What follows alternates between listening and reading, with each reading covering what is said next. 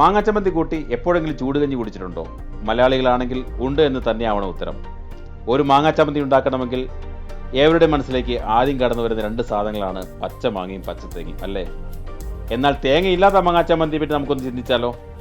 നല്ല രുചികരമായ മാങ്ങാച്ചമ്മന്തി നിമിഷ നേരം കൊണ്ട് അടുക്കളക്കാരൻ ഉണ്ടാക്കി തരാം.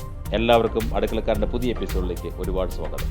ഈ ചമ്മന്തി ഉണ്ടാക്കാനായി നമുക്ക് വേണ്ടത് അധികം പുളിയില്ലാത്തൊരു പച്ചമാങ്ങ തൊലി കളഞ്ഞ് കഷണങ്ങളാക്കിയത്, കുഞ്ഞുള്ളി അഥവാ ചുവന്നുള്ളി 4-5, മുളക് പൊടി 1 ടീസ്പൂൺ, വറ്റൽമുളക് ഒരു 4-5 എണ്ണം, വലിപ്പം അനുസരിച്ചും എരിവനുസരിച്ചും അഡ്ജസ്റ്റ് ചെയ്തോണേ, ഒരു തണ്ട് കറിവേപ്പില, ഉപ്പ് ആവശ്യത്തിന്, ഒരു ശകലം വെളിച്ചെണ്ണയും അതിലിട്ട് പൊട്ടിക്കാൻ ഇത്തിരി കടുകും. ഇനി നമുക്ക് മാങ്ങായും കുഞ്ഞുള്ളിയും മുളക് പൊടിയും ഉപ്പും ചേർത്തിട്ട് ഇവനെ ഒന്ന് അരച്ചെടുക്കണം. ഒരുപാട് നേരം അരച്ച് പേസ്റ്റാക്കി കളയരുത്. അതുപോലെ അരയ്ക്കുമ്പോൾ ഒട്ടും വെള്ളം ചേർത്ത് ചതിച്ചേക്കല്ലേ.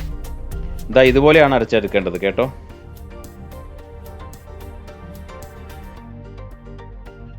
ഒരു പാനിൽ എണ്ണ ചൂടാക്കി കടുക് പൊട്ടിച്ചിട്ട് വറ്റൽമുളക് മുറിച്ചിടുക.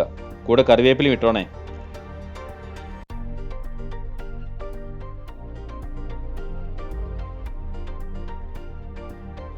ഒരു 8-10 സെക്കൻഡ് എല്ലാം കൂടി ഒന്ന് മുരിഞ്ഞതിന് ശേഷം അരച്ചു വെച്ചിരിക്കുന്ന മാങ്ങ ചേർത്ത് നന്നായി ഇളക്കി യോജിപ്പിച്ചെടുക്കുക.